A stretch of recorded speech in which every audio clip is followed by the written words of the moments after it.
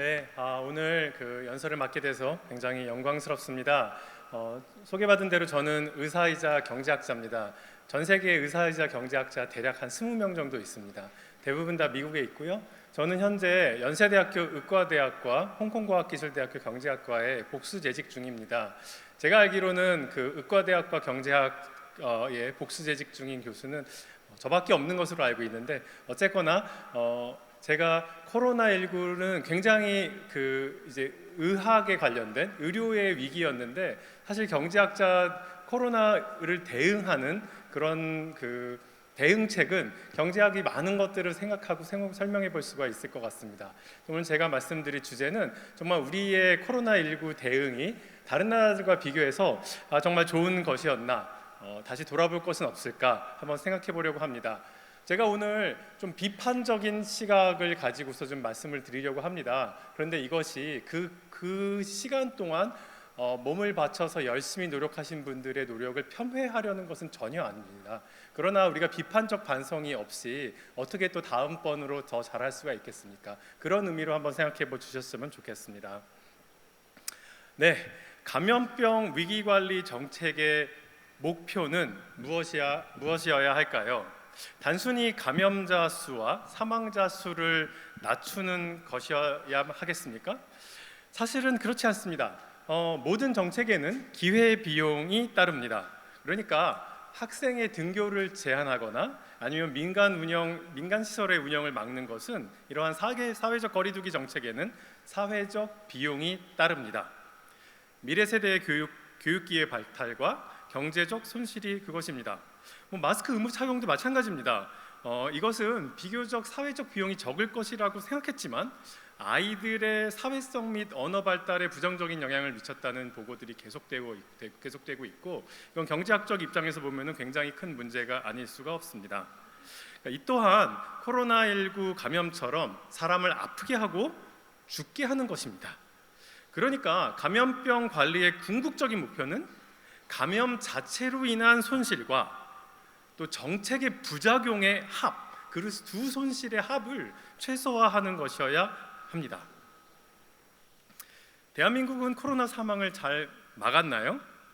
그림에서 보듯이 그림에서는 인구 100만 명당 코로나19 사망자 수를 보여주는데요. 중국은 불과 100명도 되지 않습니다.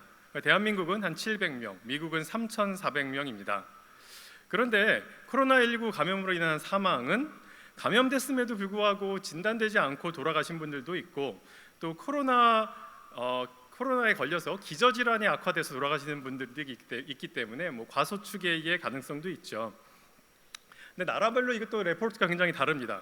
중국의 경우에는 코로나19 감염으로 인한 사망을 최소화시키려는 그런 또 노력들이 있었잖아요. 그런 보고를 하기 싫어하는 그런 마음 때문에 코로나19 감염을 진단 이후에 폐렴, 호흡부전이 발생한 경우에만 이것을 코로나19로 집계했습니다. 일부러 과소축하는 것이죠.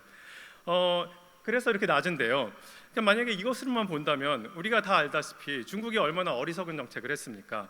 세상에서 가장 강력한 거리두기 정책인 제로 코로나 정책을 장기간 했죠.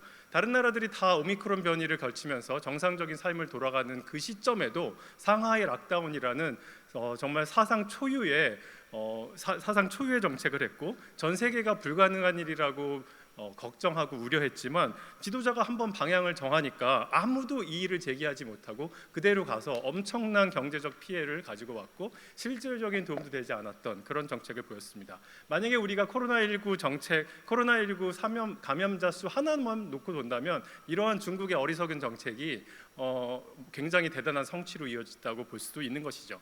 그래서 사실 좀 더 나은 것은 이제 excess mortality, 그러니까 초과 사망이 좀 더 확실히 더 나은 방법입니다. 이 그림은요, 2023년 5월 기준으로 국가별 누적 초과 사망을 보여주는 건데요.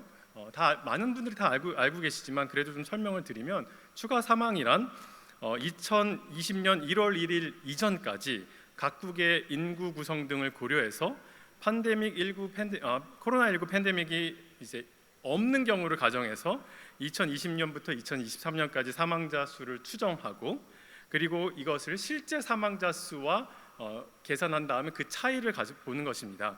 이것이 사망 자체는 통계적 오류가 비교적 적은, 가장 적은 것이므로 저는 이것이 사망에 미치는 영향을 가장 잘 보여준다고 생각합니다.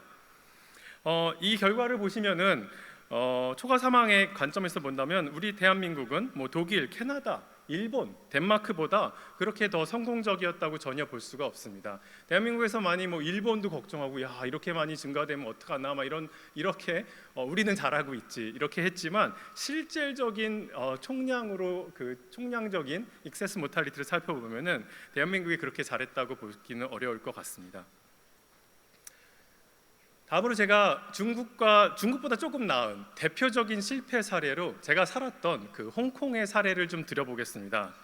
홍콩은 대표적인 전염병 관리의 실패의 전형을 보여준다고 볼 수 있습니다. 중국의 영향으로 극단적인 방역 정책을 고수하면서 코로나 감염자 수를 여기 그림에서 보듯이 이제 2022년까지 거의 0으로 관리했습니다. 그래서 아시아의 관광과 금융 허브였던 홍콩이 경제적 피해가 상당히 많았죠. 그런데 이제 이게 영원히 제로로 유지될 것이라고 착각하면서 전략적 출구 전략이 논의되지 않았습니다. 그런데요, 2022년 초에 코로나 감염자 수가 급격하게 증가했습니다. 그 숫자가 불과 한 달 만에 대한민국과 일본의 3배에 육박했습니다. 그 결과가 오른쪽 보이는 그림입니다. 이 검은 봉지에 이게 이제 중환자실 그림인데요, 중환자실 사진인데요. 검은색 봉지에 있는 분들이 돌아가신 분들이고요.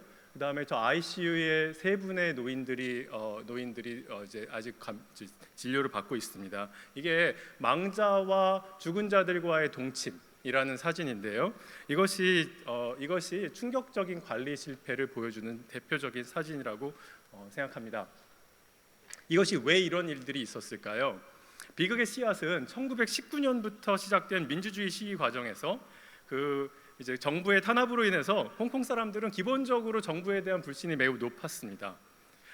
그런 상황에서 홍콩은 그럼에도 불구하고 백신은 세계에서 가장 빨리 보유한 나라고요.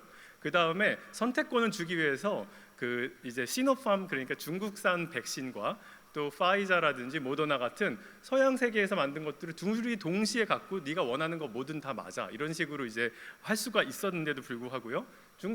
이 홍콩 사람들은 이 백신을 맞는 것이 내가 중국 정부에 협조하는 것이다라고 착각함으로써 백신을 맞지 않으려는 경향이 있었습니다. 그래서 중국 정부가 백신 패스를 도입했습니다. 백신 패스는요, 직장과 학교, 레스토랑 등에서 적용되었는데 이게 문제가 이 반응하는 사람들이 대부분 다 젊은 사람들이죠. 노인들은 그렇게 모빌리티가 높지 않기 때문에 나 어차피 레스토랑 뭐 많이 안 가는데 라고 하면서 맞지 않은 일들이 발생했습니다. 그래서 여기 그림 보시면은 그 파랑색 여기 이제 그림에 첫 두 그림은 홍콩과 마카오고요. 다른 나라 이제 나머지 그림은 대한민국을 포함해서 다른 동아시아 국가들입니다. 보시면은 이 빨강색 홍콩과 마카오의 60세 이상 노인의 백신 접종률이 매우 낮은 것을 볼 수가 있습니다.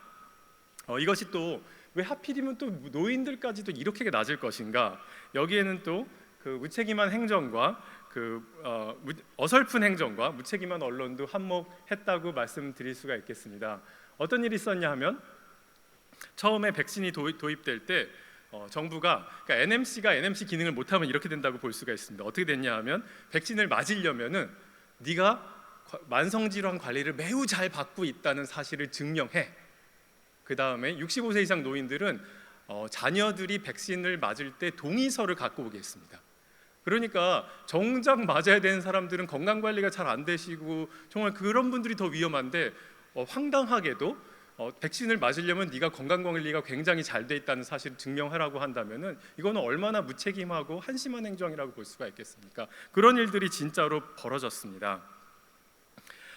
그리고 홍콩 언론은 백신의 위험성 보도에는 굉장히 적극적이었지만 또 필요성 보도에는 상대적으로 소극적이었습니다. 의료인들도 마찬가지였습니다. 의료인들이 이런 오해를 바로잡으려는 노력은 거의 하지 않았고요. 또 많은 홍콩의 이건 저의 추측이지만 홍콩의 홍콩의 대부분 의료인들의 이제 펀딩이 연구 펀딩이 정부 펀딩이거든요. 그런데 정부 정책에 뭔가 반대하는 이야기를 한다면 내가 그 펀딩을 끊길 각오를 해야 되는 부분들이 좀 있습니다. 그렇기 때문에 정부 정책이 내가 생각하는 대로 이렇게 잘 가지 못한다고 할지라도 적극적으로 비판하는 목소리를 내기 어려운 점도 한몫한다고 말씀드릴 수가 있겠습니다. 2022년까지 방역 정책 결과 극단적인 방역 정책 결과 지역사회 감염이 거의 제로로 오랫동안 유지되었습니다. 이 상태가 오래 갈 수 있을 것이라고 착각했습니다. 오판했습니다. 이 때문에 또 사람들은 백신을 다 지역사회에서 감염이 0인데 내가 백신을 왜 맞아야 돼? 이런 느낌을 또 갖게 되는 거죠. 그리고 정부도 정말로 이렇게 팬데믹이 확 터졌을 때 의료를 어떻게 할 것인가, 이 부분에 대해서는 상대적으로 준비를 거의 하지 못했습니다. 반면에 우리나라나 일본 많은 나라들이 델타 유행을 겪으면서 이런 대유행을 관리할 좀 맷집을 키워나가는 과정이 있었지만 홍콩은 상대적으로 그렇지 못했습니다. 또 마지막으로 지나친 사회적 거리두기를 오랫동안 실시하니까 사람들이 피곤해집니다. 퍼티그가 있습니다. 이게 사람들의, 우리나라 국민의 협조는 이것이 영원할 것이라고 절대로 어쌔해서는 안 됩니다. 그런데 1년, 2년 동안 계속되면서 사람들이 피곤해지는데 진짜로 위기 상황이 왔을 때 이 사회적 거리두기를 강화하자는 이러한 정부의 노력에 사람들은 나는 이미 피곤해, 도저히 할 수 없어, 이런 반응이 나오는 것이 그 당시의 홍콩 사회의 모습이었습니다.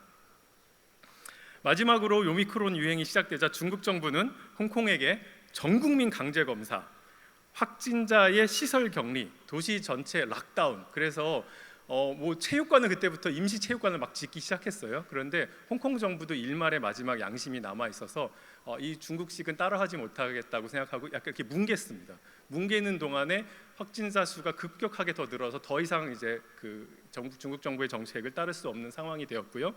이것이 저는 그 당시에 홍콩 정부 리더십이 마지막까지 양심을 잘 발휘했다라는 생각을 했습니다. 이것이 저는 극단적인 실패 사례로 또한 말씀드릴 수가 있겠습니다. 우리나라로 돌아가 보겠습니다. 우리나라는 최초의 3T 정책, 테스팅, 트레이싱, 트리트먼트 정책을 했죠.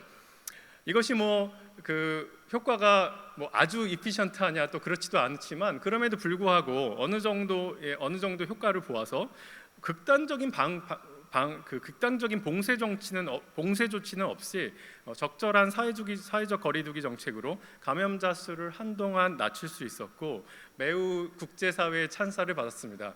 여기에 대한민국이 굉장히 자부심을 느끼고 심취해 있었던 것 같습니다. 그런데요, 다른 나라들은 이걸 못해서 안 하는 건 아닙니다. 개인정보의 과도한 침해라는 비판이 있었습니다. 개인의 동선이 마음껏 파헤쳐지고 공개된 정보를 통해서 신상 털기가 이어졌습니다.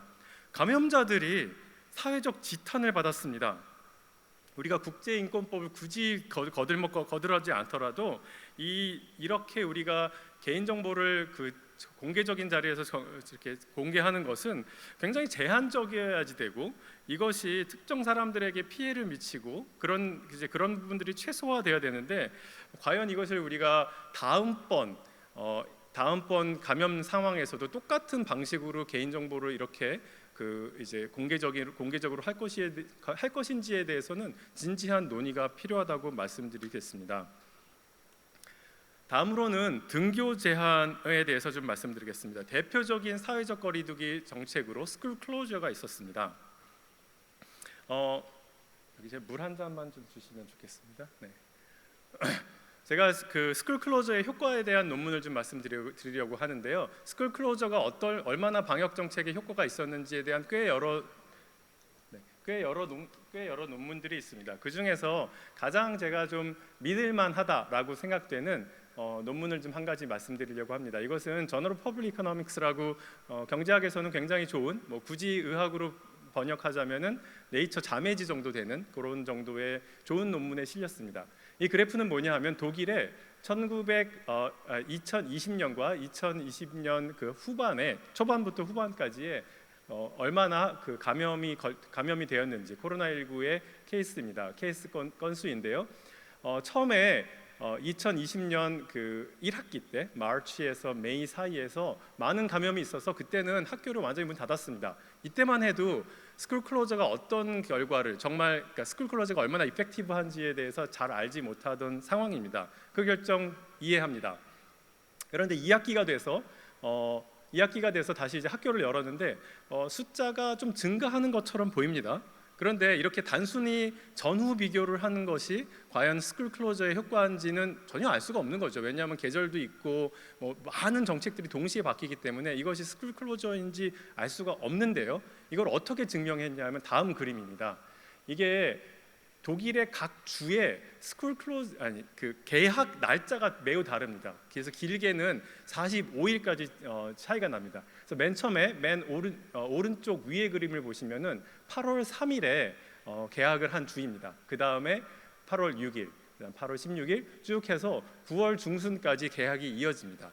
그러니까 우리나라로 치면은 각 시도별로 개학 일수가 최대 45일까지 차이가 나는 것이죠.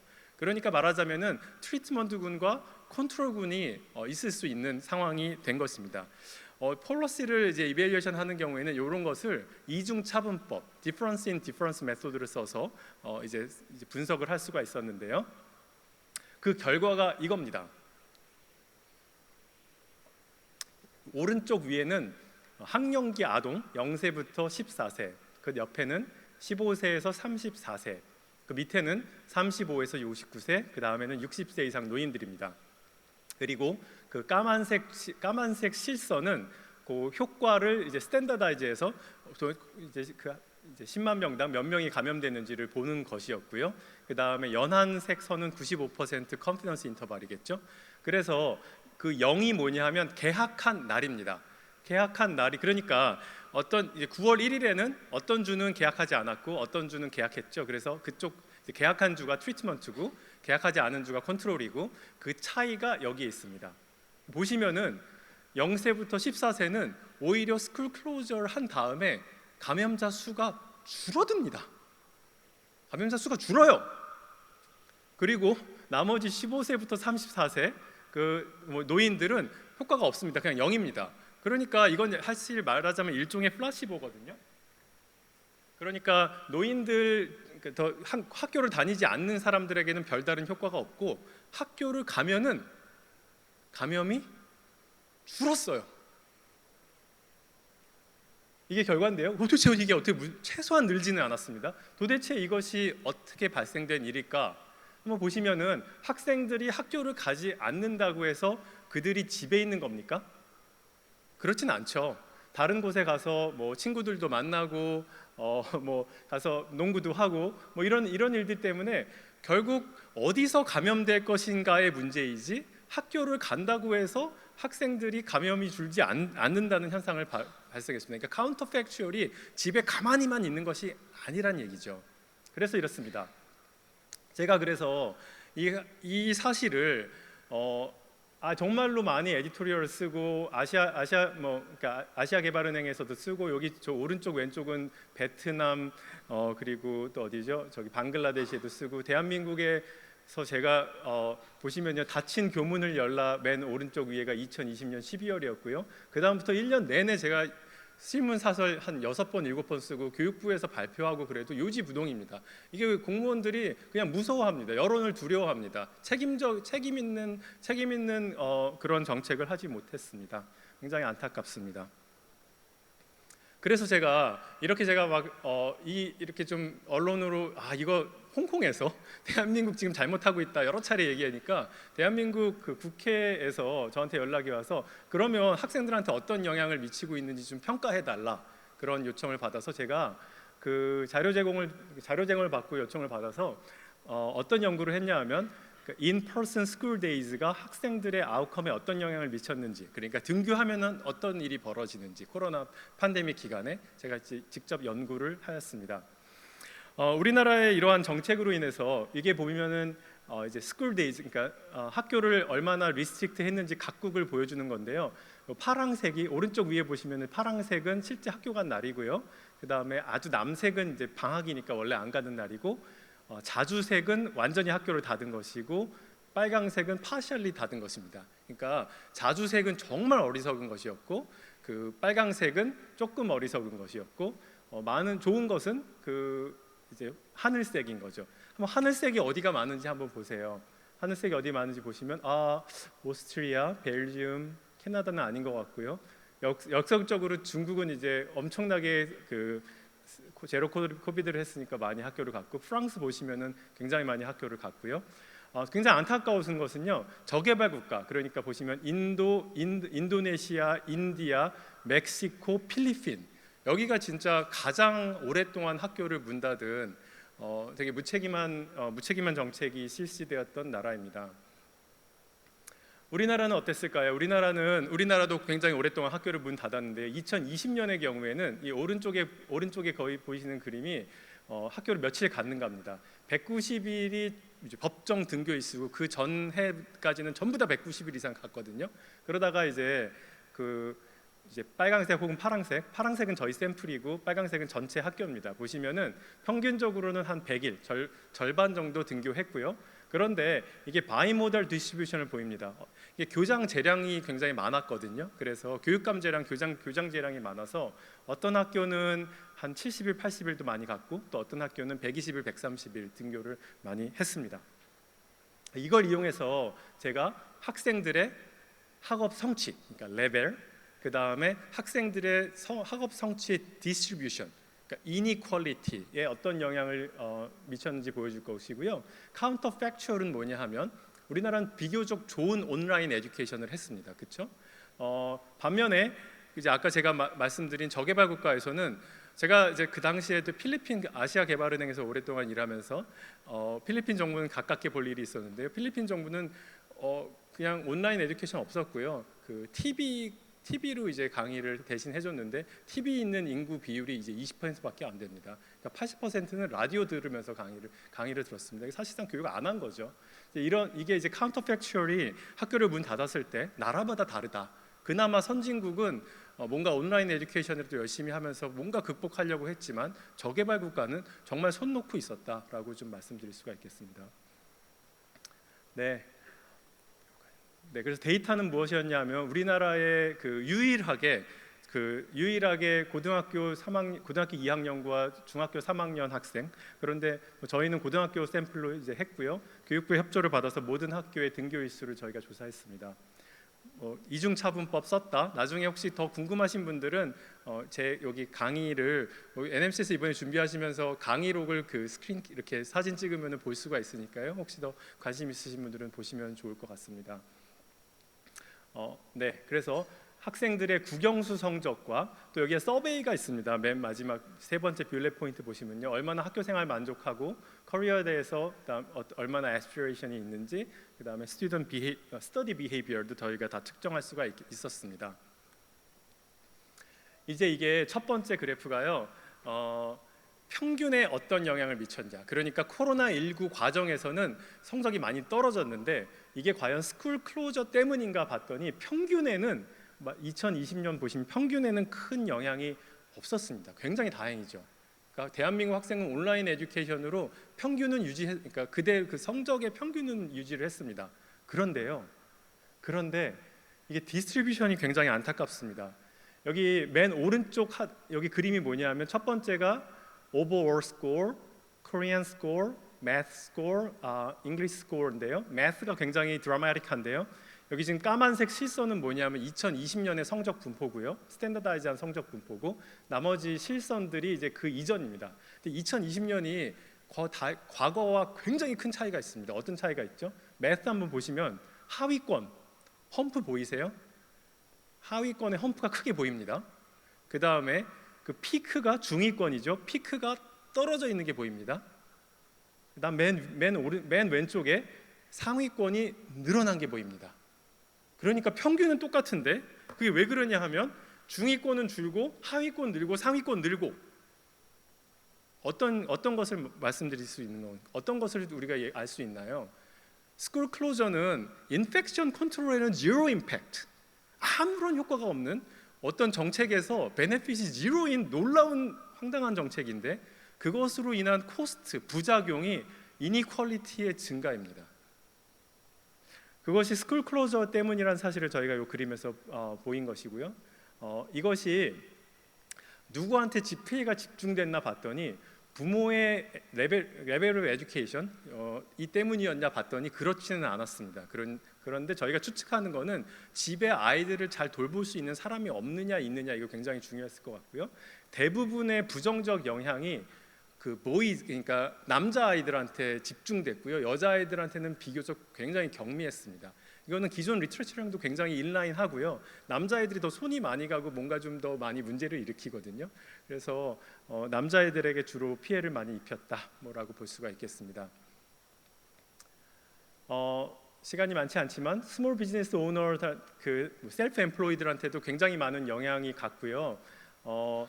대략 한 20% 정도 보시면 푸드 앤 비버리지라든지 어페럴 앤 액세서리 파는 사람들이 20% 이제 소득이 감소했는데요. 이게 어떤 의미냐 하면 제가 한번 계산을 한 적이 있어요. 요거 그림 보시면은 20 내지 30% 디클라인은 어떤 의미냐? 소득이 우리나라 평균적인 이제 요식업자들이 7,500만 원 정도의 매출이 있고 200만 원 정도를 벌었습니다 당시에.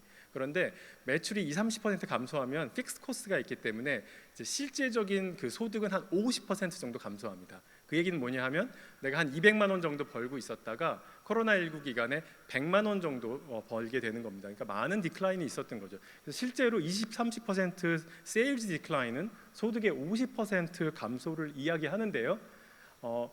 요것도 이제 참고하시면 되지만 우리나라의 이제 이 소상공인 정책들은 대부분 일회성이고 또 대출에 의존합니다. 반면에 잘 짜여진 나라들의 정책들을 보시면은 기존의 소득 매출 감소분이 다 측정이 되기 때문에 그 매출 감소를 메꿔주는 정책을 하고 엠플로이먼트를 최대한 유지하는 정책을 합니다. 근데 우리나라는 그런 거 하나도 없이 그냥 예산이 마련해지면은 이렇게 그냥 별로 보지 않고 그대로 뿌려주기식 행정 편의주의적으로 이제 집행했다 뭐 이런 것들을 좀 제가 말씀드릴 수가 있겠습니다. 마지막으로 가겠습니다. 마스크 맨데이트와 백신 패스에 대해서 이야기하지 않을 수가 없겠습니다. 코로나19 기간에 국가의 개입이 굉장히 많이 강화되었습니다.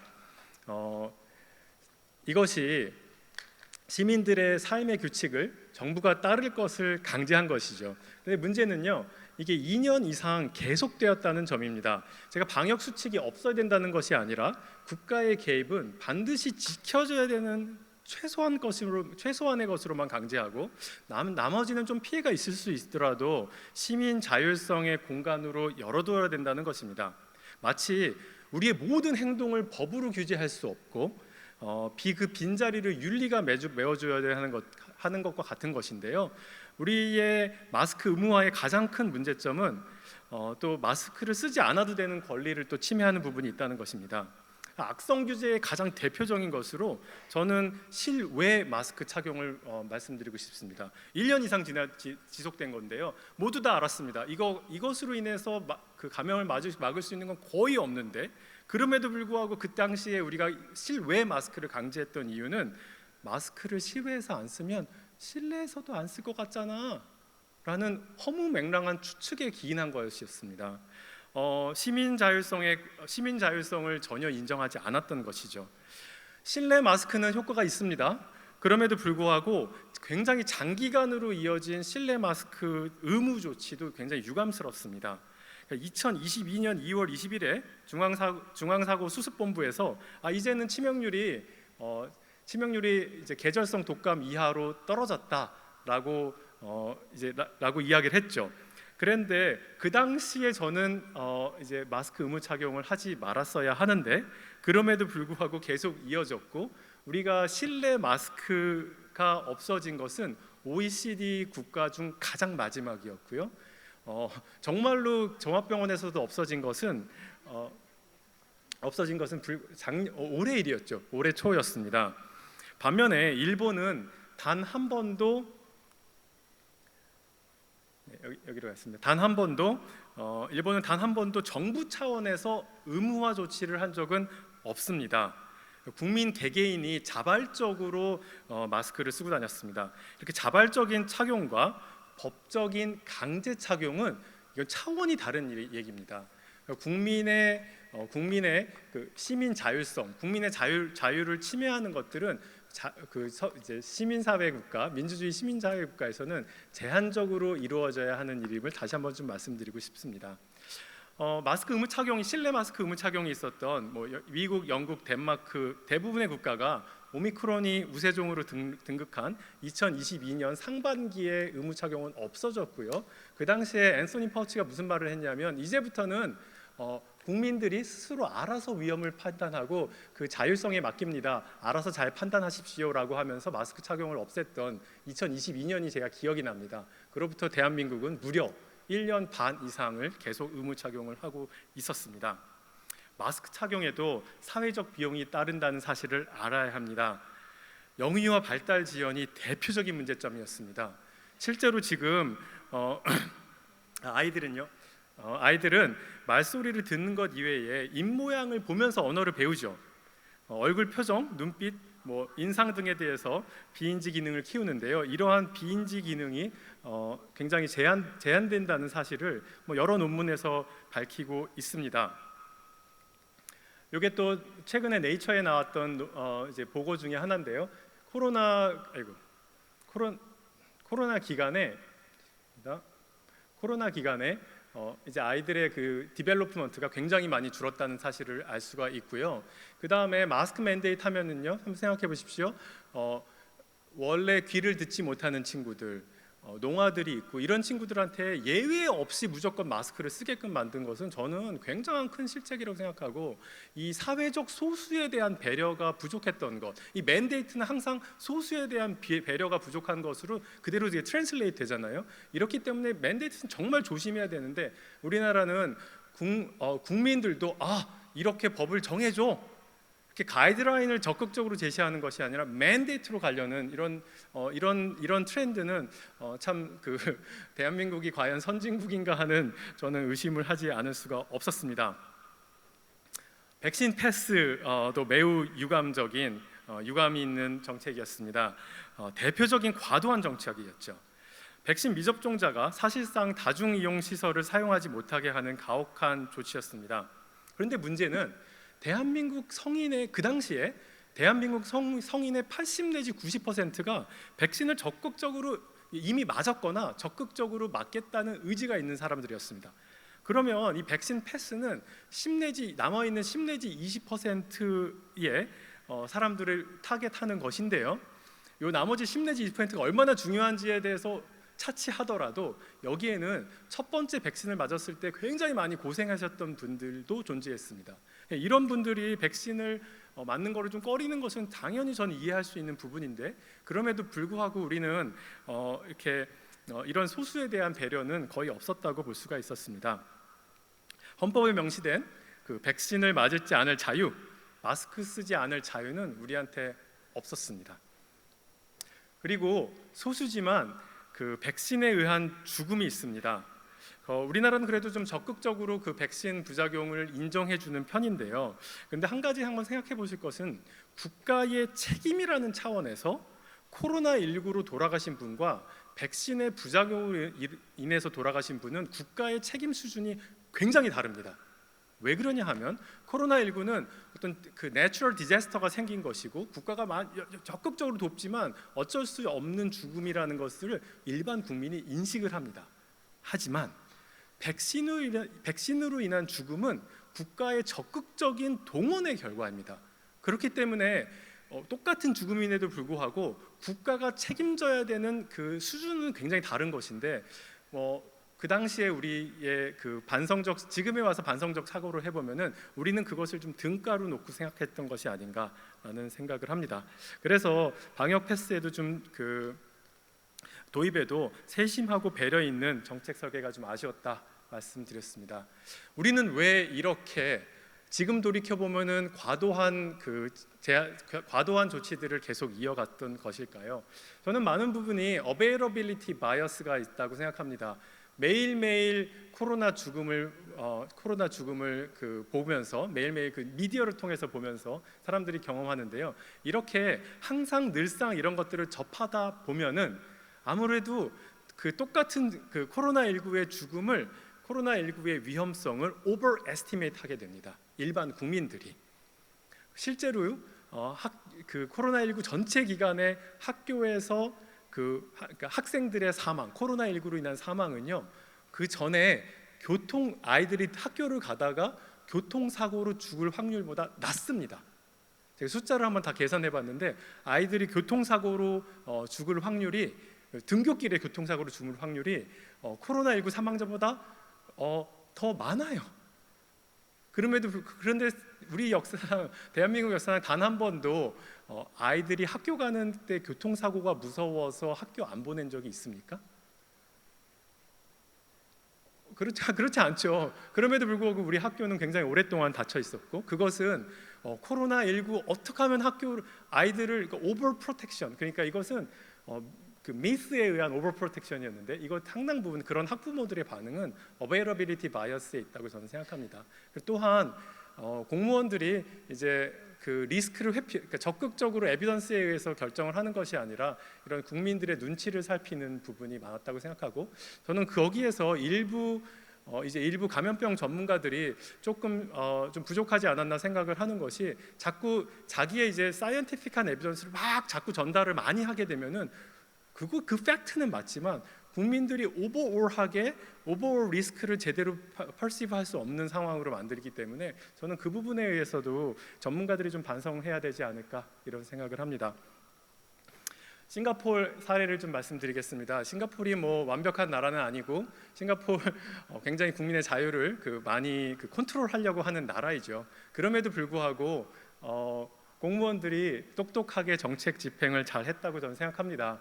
특별히 싱가포르는 이제 당시에 이제 뉴 로머를 가장 먼저 선도했던, 그리고 학교도 가장 먼저 열었던, 아시아에서는 그랬던 나라인데요. 이게 의사결정 기구가 재무장관, 보건장관, 통상산업부 장관, 이 세 명이 이제 주도하는 의사결정 기구가 있었는데, 세 명 다 경제학 전공자들입니다. 그러니까 보건의료 상황에서 보건의료만 생각하는 것이 아니라 국민의 전체 삶과 질도 동시에 생각할 수 있어서, 그리고 또 에비던스를 믿는 사람들이라서 뭐 스쿨 클로저, 인펙션에 효과가 없네라고 했을 때 발빠르게 학교 문을 열 수 있었다는 생각이 듭니다. 팬데믹 대응은 국가의 운영 체계에 의해서 매우 달라졌죠. 대한민국은 다른 선진국들에 비해서 시민 자율성보다는 국가 주도, 과학에 근거하기보다는 공무원들의 책임 회피적인 결정이 많았다고 저는 생각합니다. 마냥 대한민국의 자화자찬하기에는 부끄러운 점들이 많습니다. 마지막으로 제가 이제 제 턱을 마치면서, 저는 우리가 얼마나 겸손해져야 되는지 한번 생각해 보아야 될 거라고 생각합니다. 인간이 가진 모든 생명과학 기술을 최대한 동원해서 역대급으로 백신을 빨리 만들어냈죠. 그런데 이것이 사태의 끔찍함을 줄여주는 역할을 했지, 실질적으로 백신으로 인해서 백신이 그 팬데믹의 종결을 가져오지는 못했습니다. 팬데믹 종결이 어디서 기인했죠? 오미크론 바이러스가 사실상 팬데믹의 종결자였습니다. 1919년 그 스페인 독감도 어느 순간인가 갑자기 끝나버렸거든요. 지금에 와서 판단해 보기에도 당시에 기존 변이를 압도하는, 그러나 병독성이 많이 약해진 변이 출현이 가장 중요한 요인이 아니었을까 추측하고 있습니다. 지금 우리의 종결자도 오미크론이었지, 백신은 도울 뿐 실질적인 종결자는 오미크론이었습니다. 이것이 위대한 자연 앞에서 우리 인류가 아직 얼마나 미약한 존재인가 다시 한번 좀 생각해보고, 그럼에도 불구하고 우리의 사람들을 구하려는 노력은 계속해야 된다라고 생각합니다. 이상입니다. 감사합니다.